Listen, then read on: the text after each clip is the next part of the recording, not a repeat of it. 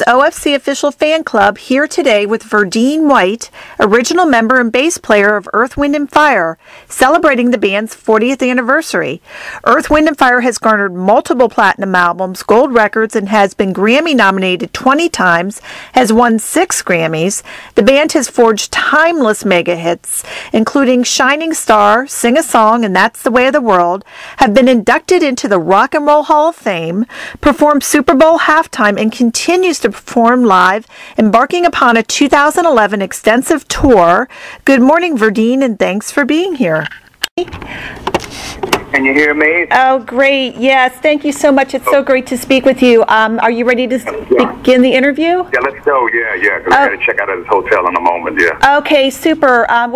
Thanks. It's a privilege. Are you on the road currently? Where are you right now? Oh, yeah, we're in New York. We did a concert last night here, and we're headed, we'll be in New York for a couple of days, but we're switching hotels, so we got to check out in a few minutes, yeah. Well, I caught the performance at Sunfest, and after 40 years being part of the band, what was your reaction to the show and the fans?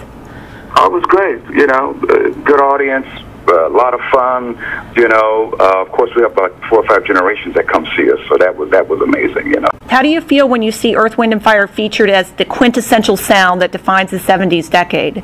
We don't think about it too much. We don't, more, we don't really think about it that much, saying, the 70s, it was just an era that we started in, a great era, of course, but we don't say, oh, 70s. We don't really do that, Right, so going back to the legacy and the history of the band, the founding members are yourself, Maurice, Philip Bailey, and you come from a prodigious Chicago family. Your father was a doctor. How was it that you and your brother Maurice followed the path of music? Well, we always did have music around the house, so that was always a big part of our life, having music around the house. So it just kind of flowed one thing to another, Were you involved in the early days of the Chess Record studio sessions? No, that was before my time. Maurice was. Yeah, there were some great blues jazz legends, Ramsey Lewis, Willie Dixon. Question, early on in Earth, Wind & Fire in 1970, the self-entitled album debuts and a follow-up album after that, and there were hits on the charts, but right after the band entirely replaces all the band members with the exception of Maurice and yourself, what prompted such a major change early on? Long story. We'll get to that in the next interview. But after that, we went to Clive Davis, to Yes Records, and that's really when it really actually took off for us. Really took off, Yeah. Another thing I know from the early days is that the name Earth, Wind & Fire came from Maurice's spiritual foundation and astrology. Astrological chart. His astrological chart. Was the spirituality thing? Was that a band thing, or was that more Maurice's? His thing, but the name of the band came out of his astrological chart. Mm-hmm. Did his astrology and his being rooted in spirituality, did that drive any of the creativity or the energy of the band, or was strictly Maurice's thing? Some of it did, but as I said before, his astrological chart made him come up with the name Earth, Wind & Fire, because in his chart it only had Earth, Wind & Fire in his chart. So that's what he did. Yeah. And who of the original members are still in the band today, touring? Of course, it's myself, Philip Bailey, Ralph Johnson. We've got a great horn section, great band, and so we're going to rock it. We're going to rock it, and we're really happy to still be here after all these years, and things are going great for us. Earth, Wind & Fire has done some pretty prestigious gigs, the Winter Olympics and the Nobel Peace Prize concert and the White House. What was a highlight for you personally? They're all with a highlight, but the recent highlight, of course, was playing for the president. That was incredible, fantastic, great. Did you meet the president and First Lady Michelle? Yeah, twice. We've done it already. We've worked with them twice already. Are you producing any more, Verdine? I know back in the 70s you had produced Level 42. How did you get involved with an English pop band back then? We were in London, and they came to the show, and then we got to talking, and we decided to work together. That was a really great record, too. Big record, too.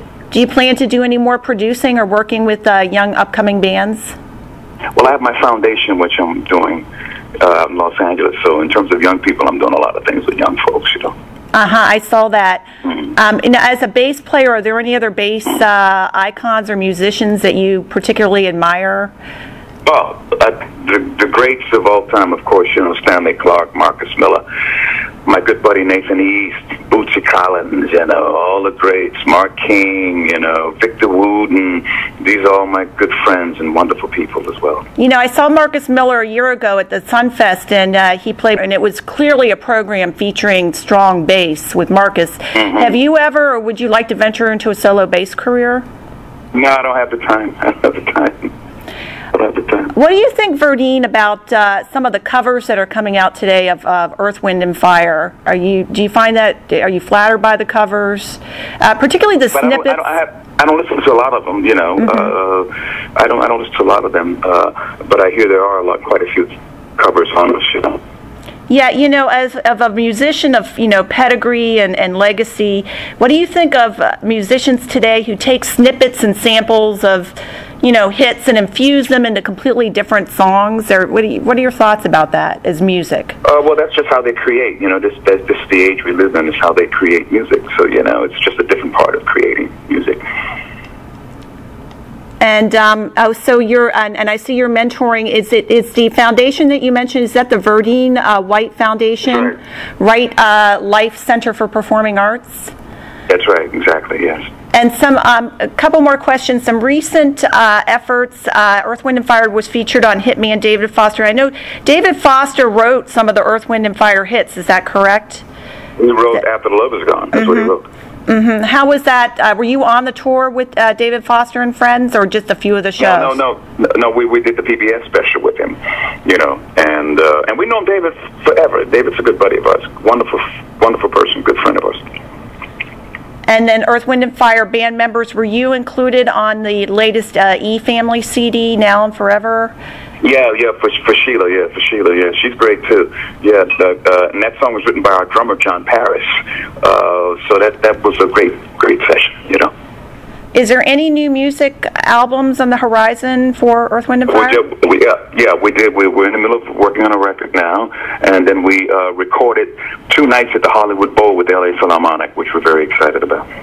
Oh, that's really exciting. So how are you holding up on the tour? You have like 25 shows and going from one city to the other? Yeah, and I got to check out of this hotel in about 10 minutes.